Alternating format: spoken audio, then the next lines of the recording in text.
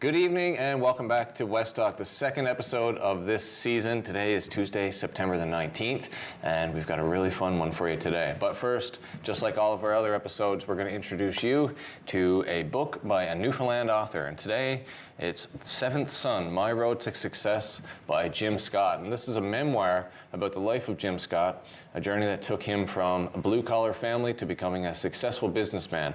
His journey starts like that of any normal kid in the Canadian middle-class family living in a one-industry town in the 60s. Jim left school less than a year after his father died in '77, and at 16 years of age, with only a grade 8 education, he ventured off to trade school in Gander, Newfoundland. And the book goes on to describe basically how he became a massive success working in several industries and his full career leading up to his retirement in 2021. So for any Newfoundland entrepreneur, business person, or hustler, maybe you'll find a little inspiration right here in The Seventh Son by Jim Scott.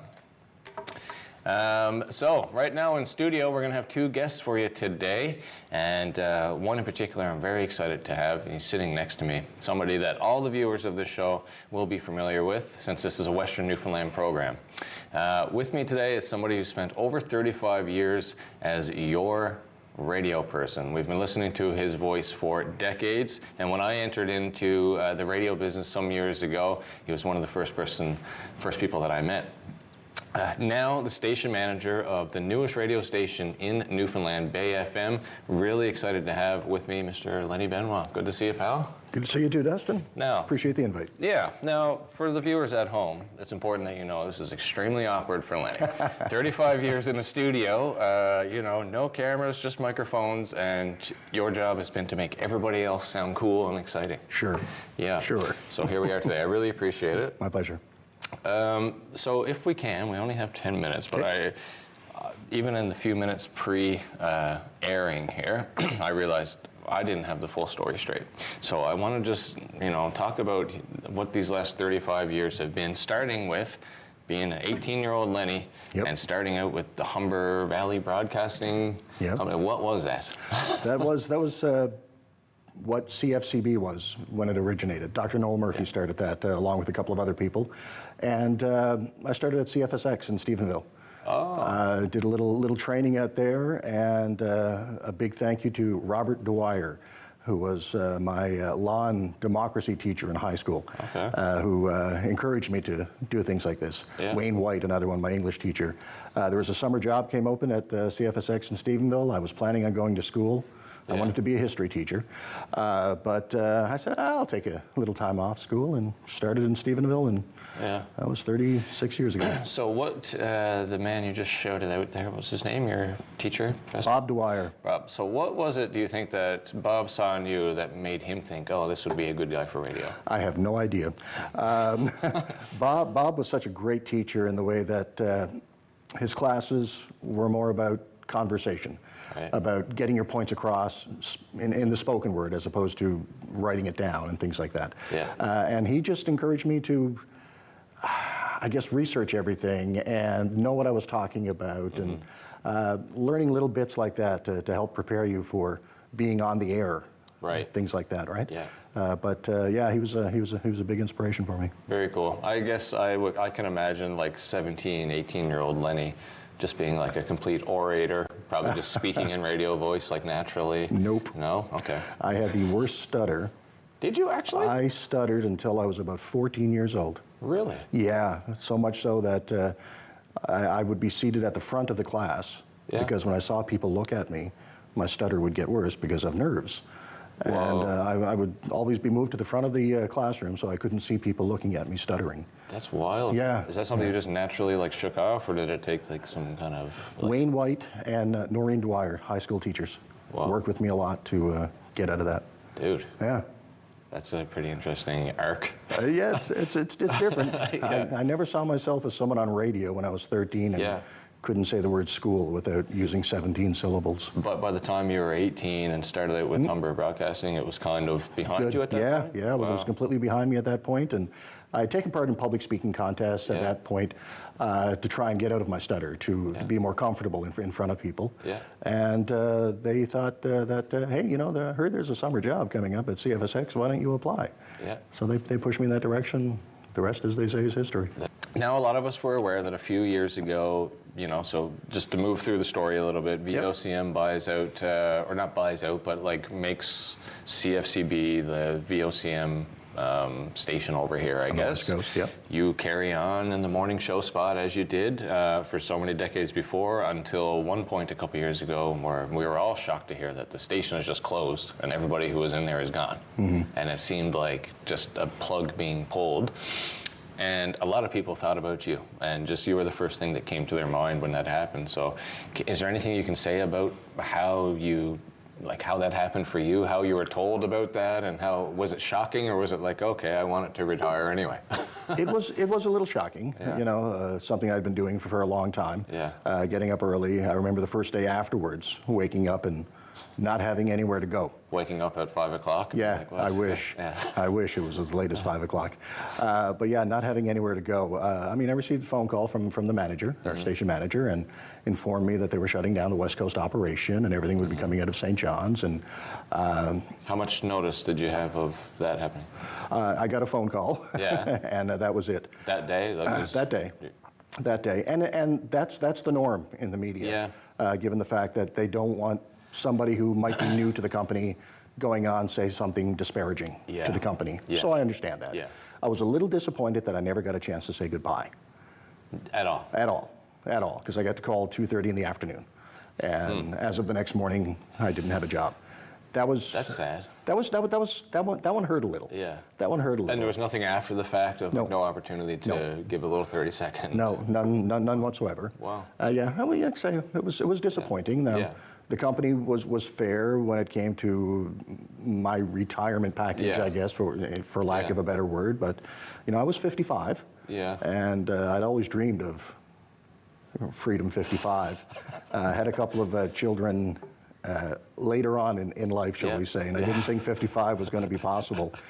But thanks to George White, who I know is a friend of yours as well, he was the accountant at CFCB when I first started. Right. And he said, Lenny, whatever you do, as soon as you're eligible, get into the company pension. Right. So from the time I was 6 months in, full time, I got into the company pension. And it was a great company. It was a great pension package, and I just got grandfathered in through all the different owners. So when I was able to go at 55, I was able to go.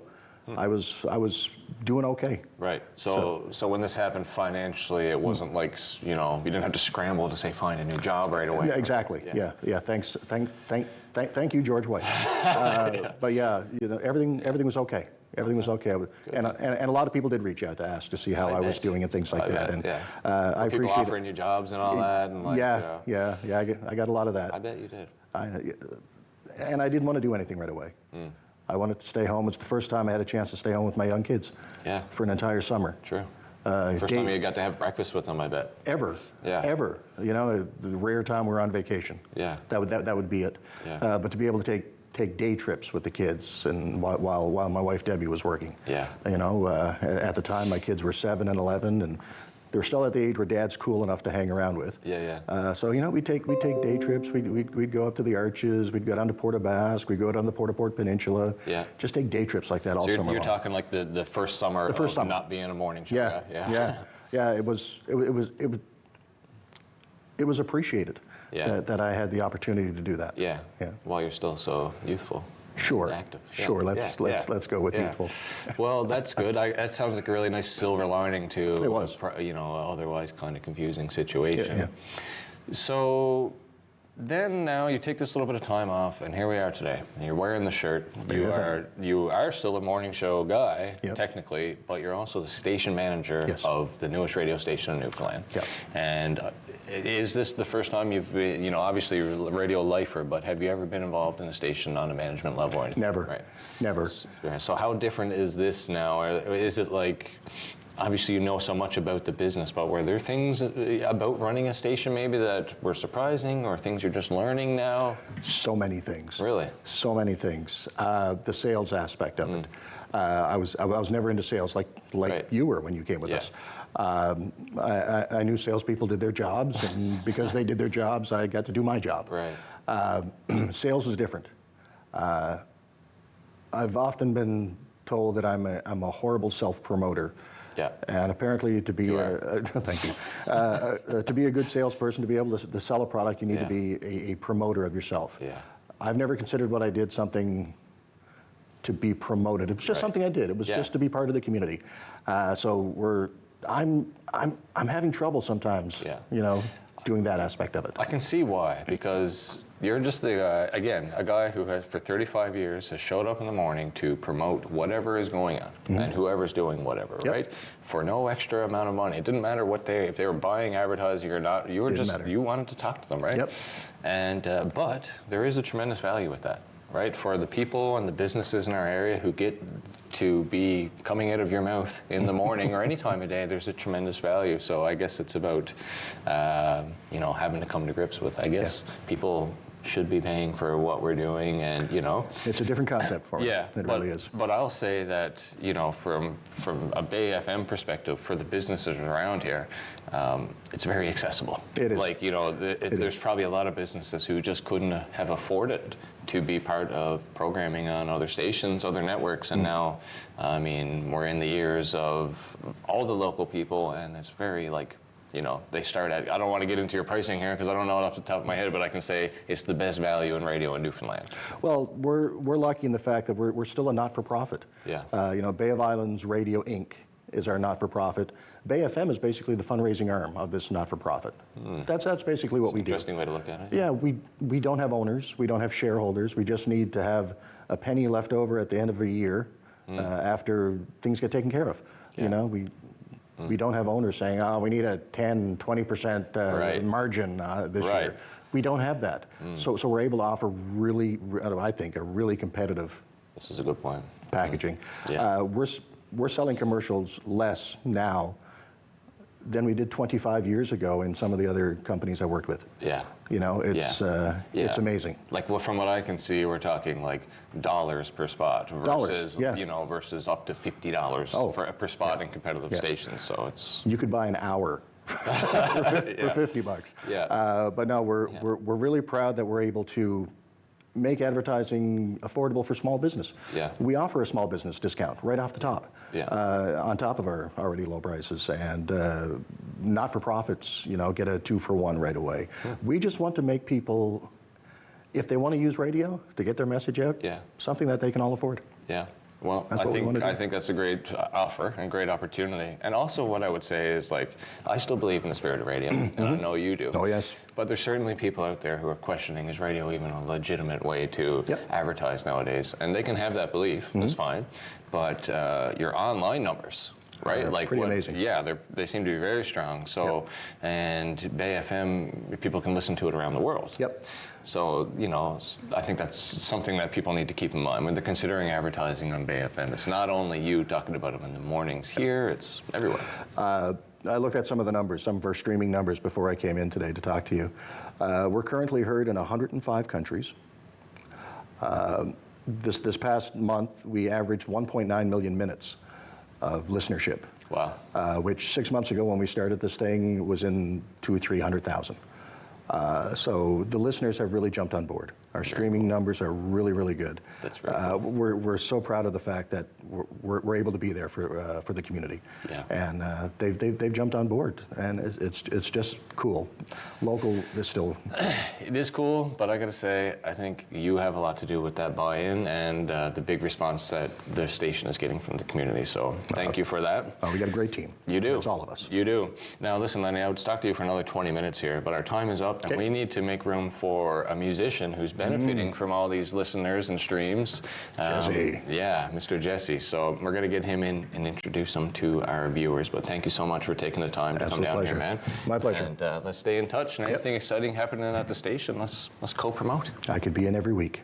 All right, you heard it there, folks. Lenny Benoit every Tuesday on West Talk. We're going to take a quick break, and we'll be right back to talk to my friend Jesse Hackett. Stay tuned.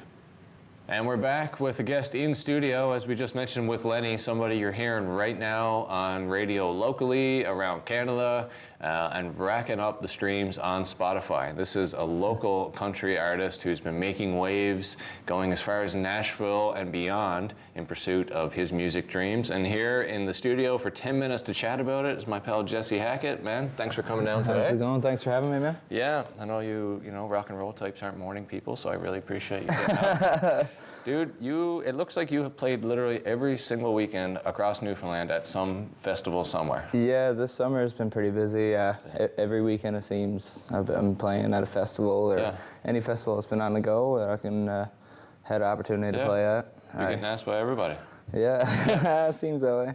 And your band, how have you found that? Because the band are from all across the island, it seems, right? You got a drummer, St. John's drummer, and all of this. So has it been challenging to get the band together every single weekend? Yeah, well, I got a couple different people playing guitar because obviously it's hard to get everybody together every weekend and stuff like that. But I get the drummer from St. John's, Carl O'Connell. He travels across every weekend, and he's some good, man. He loves playing too. Obviously, he doesn't mind driving to play and stuff like that. So so that's good that he's so willing to come over for me every weekend and stuff like that. Yeah, and you've had some big shows. Like I said, you're pretty much in the headline slot or playing after headliners at these festivals, from Massey Drive to Deer Lake, whatever, thousands of people. Yeah, and which is cool because, you know, now, at this point in your career, it seems like you can slip in some of your original music and projects that you've been working on. Yeah. So, and I know that just recently now, like you've been going back and forth to Nashville, working on, you know, developing your career, and recently have like a big, you know, made that big drop with California Dime. You released it all across all the streaming platforms. Yeah. I know you worked really hard to get that ready. Yeah, for sure. So what can you tell us about like just the people that you got to work with and the process of like from before this song is written to the day you're dropping it? Yeah, well, the first trip I went down was not last December, the December before, which was when California Dime was written. Oh. And so I had it written for a while now, and I wrote it with the CEO of the company I signed with, Straight Shooter Music, SSM. Right. And they're in Nashville. Yeah, they're right in central Nashville. Yeah. And we wrote that down there, and the next time I went down, which was last summer, we recorded it. Cool. And yeah, it was a different experience, doing everything with those professionals in the business. So it was all, because I heard that you had like some like really heavy hitters on that track, like some iconic musicians playing various instruments. Oh yeah, for sure. Yeah, the like for example, the girl playing fiddle on it, she played "Devil Went Down to Georgia."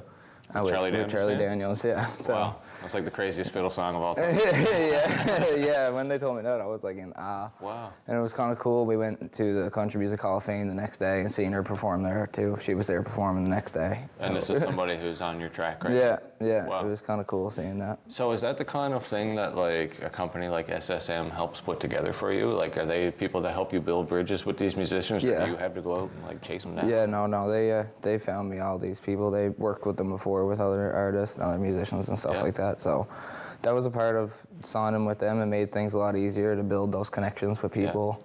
And I'd still be looking for those people if I had to do it by myself. Yeah. So I remember now the day that this song dropped, it was I think August 4th or 3rd or something like that. I remember because we had a show at Marble, and when Max was setting up the PA, we had him crank the song, give it a sound check. Yeah. And my big takeaway, dude, was when you listen to this song, California Dime on Spotify or Apple or wherever, it is as professional, like as pro, as good as any commercial country song right now, right? Like top to bottom. So I think you've got a lot to be proud of there. Yeah, those did a great job. Yeah, so like where does this go from here, right? So we've got this tune. Now you've just proved to yourself and everybody that you can put out a top quality, good track. So where does this go? Like, is it an album or just, keep looking at singles? Yeah, for now, I'm gonna keep looking at releasing singles. Yeah. For the next little while, I think I might release 3 or 4 singles, and then I'm gonna work towards doing an album. Yeah. I do have enough material for an album now, but I don't know if that's what I'm going to put on it because there's still lots of writing left. I write every day, so. Do you really? Yeah, I write, Cool. write music, well, as much as I can. Yeah. And I try to write every day, so. Yeah, So that's a definitely, good habit. it's definitely hard to say if that's what I'm going to have on the album. Yeah, because it would be, because you could like say, okay, I'm going to do these 10, 11 songs, and then tomorrow write a song that you like even more, and then want to put that on. Yeah, right. Yeah. That's what I mean. Like, Yeah. I'll never know until the day I'm recording it. Like, I might write a song while I'm recording it. And that's why sometimes it can take a year to do an album. Yeah, or more, right? or longer. Sometimes it's a lot of work behind an album. You know yourself. Yeah. Yeah. So, but you're doing it. Yeah, for sure. I'm gonna try it. Yeah. Now, I knew you when you were a little younger, before really you were playing too much, but I understand the environment that you grew up around, right? And it kind of, to me, makes sense how you became a musician, and you've always had good, strong musical influences around you. But you had a pretty rock and roll like upbringing, right? And like your dad himself plays in a hard rock band. Yeah. So one question I would have is like, at what point did you know, like, I want to do country. I love this music, and I can do this. Like, this is what I can do the best. Well, when I first started, even like playing local gigs and stuff like that, I was playing more pop stuff, like the Ed Sheeran, Shawn Mendes type stuff. And then when I kind of got to high school and started realizing that everyone my age is listening to country, and country just started getting so much more popular. Yeah. And then I just fell in love with it. Yeah. Started playing it more and more as more popular songs became country, and then I found myself So like doing better with it. your sort of like love of country developed as the genre was kind of developing in your life. Yeah, for sure. It just became more prominent in my life, so started listening to it more and started to like it more, and now Now you're living it, baby. Now I listen to Absolutely. old stuff to everything. Yeah. Everything. Yeah, and this is what I love about your live show too, man. Like, 'cause I know who you are, but this is entertainment, right? And if you're gonna look for these headline slots, people want to be that little extra bit. And I mean, when you guys are up there playing, it's like, did they find these guys in a corn patch in Tennessee or something? Like, it's real. It's just so authentic, you know. And I love that. And that's what people want to see around here for sure. Yeah, Because we for don't sure. get that. Lots of people play country music, but there's not a lot of bands that are like country stars, you know, and you guys just have that country star like presence. Yeah, thanks, man. Yeah, for sure. Thanks. So so what do you want to do next? I want to just keep playing as much as I can, release some music, write with anybody, and hopefully now this next summer I'll be going back down to Nashville and doing like some live performances, probably doing like the county fairs and stuff like that down there. Yeah. It's a good circuit to get into playing gigs and stuff down It's there. basically like it's like our strawberry festivals, except there's 50,000 people there. Yeah, You know, it's those fairs, right? yeah, they're big fairs. Yeah. So yeah, hopefully that'll be a good jump in the right direction, getting into playing and not just on the island, but around off the island and. Well, this is it, right? Like I have a few friends now who, you know, even in the country genre, but in all genres of music in Newfoundland, it can be like a tricky thing to not be captured as like a Newfoundland musician. Oh, 100%, yeah. You'll always be known as a Newfoundland musician. Yeah. To some extent, but. And you want that? You want to be 100%. you know, known. I'm not ashamed to say where I'm from. I'm Yeah. from not at all, but I think Newfoundland got more to offer than just singing songs about boats and fishing and stuff like that. Yeah. There's more country to Newfoundland than people think. Well said. Yeah, that's a song idea too. Yeah, no, you're right, man. And I mean, country at its origin is kind of, you know, that's what it's about. Yeah, it's really sure. about that life. Like original country songs could be so applicable to Newfoundland life over the years and even today. You know, Yeah. we got our own stuff going on here. A little extra struggle in some other places. Yeah, for sure. So yeah, and that's what I love, man. And I think country is the perfect genre to like express those feelings in a pretty good for way. Sure. But that being said, here in Newfoundland, is there anything like, you know, do you have any goal, your sights set on any big stage or any big festival or anything that you'd love to be involved with in the future? Maybe somebody's going to watch this and see. Yeah, I would love to. I'd love to get a little more playing on the East Coast. I never made it to the East Coast this summer. I would like to go out and maybe George Street Fest or something would be super fun. Yeah. Any festivals at all. I love playing festivals. I love playing anywhere. I'll play. That's true. It doesn't matter. Songs. There's not many things you'll turn down, right? Oh no, I'll play anywhere. if it's a fun, situation. Yeah, for sure. Yeah, I can see you play, Iceberg Alley, any of those places. Oh my God, that'd be so fun. Yeah, and again, for any of the boys who are out there watching this off Facebook, this is a Iceberg Alley caliber show, right? Like again, I do stuff with shows. I just feel so confident I could put you on any stage, and it would be, if people did or didn't know who you were, they would just think you're a top tier country act, Thanks, right? man. Appreciate it. Yeah, and it's not just you two; it's the boys in the band. Like they're all very committed too. And they are. And when I talk to them, they all say the similar thing. Like they all love music and they love the music you're playing, but they also believe in you. But still, I just think like your story is a good example that if you're like a Newfoundland musician, right? A musician in Newfoundland, you can have good opportunities. You can do good shit. You just got to get yourself out there and take the chance, right? Yeah, for sure. Well, Gian just flashed the light at me, which means we got to wrap it up. But is there anything, just closing out this interview, do you want to point people towards your music, or where's the best place for them to check you out right now? You can see everything that I do on social media, Instagram, Facebook, stuff like that, under Jesse Hackett Music. I have, and you can stream California Dime anywhere, any major streaming platform. Yeah. And you can hear it on Bay FM. Yeah. And all that good stuff. Yeah. And so. Certainly getting lots of plays on there right now. Yeah, it's going good. So I'd like to thank them as well. Yeah. Shout out. Yeah. And is there anywhere right now where people, if they wanted to, is there a way somebody could buy your music, or are they got a Bandcamp or anything, or right now you just want to give it out? Right now it's just mostly streaming and stuff like that. I'm gonna wait until I get another single out, and then I might get some hard copies of stuff and some more merch and stuff like that. So cool. Yeah, something I'll definitely look into. Wicked, man. Yeah, nothing but opportunity here, right? So yeah, I want to thank you again for coming down, and good luck with everything you're doing. Thanks for having me, man. Yeah, my pleasure. Thank you. And so go check out that music right now. I know you're on your phone. Just go on Spotify and put in Jesse Hackett Music, and keep an eye out for him, because he'll probably be playing on a big stage in your community or somewhere close soon. We're going to take a break, and we'll be back to wrap this thing up. Stay there. And that's it for our episode today. I want to thank Lenny Benoit, a community hero, for coming down here and telling us about his story and then what's going on with Bay FM. And I as well want to thank my friend Jesse Hackett. And please do us all a favor, check out his music online, on Spotify, on YouTube, wherever, on Bay FM. Check him out, and I think this is somebody worth supporting. Let's help him get to the top. Until next week, thanks for watching West Talk, and have a great evening. Bye-bye.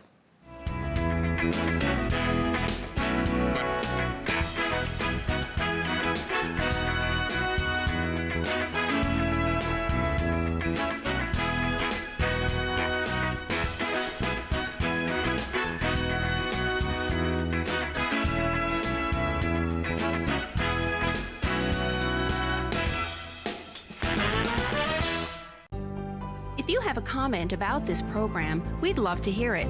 Email or call us, or send us your feedback through social media.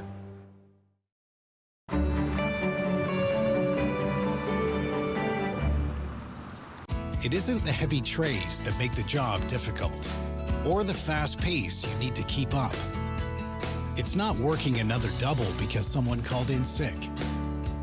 What makes the job tough is the moment you realize a customer has had enough, and you have to make that decision not to overserve.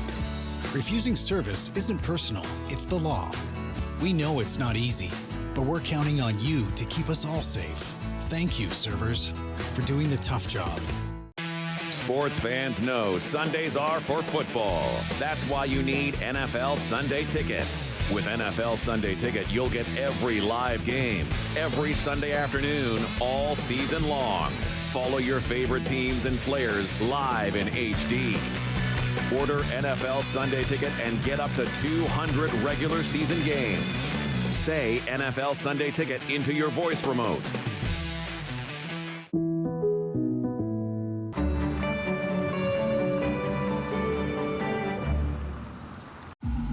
Hi, can I take your order? Hello? Oh, hey. Wait, what was the question? Let me guess.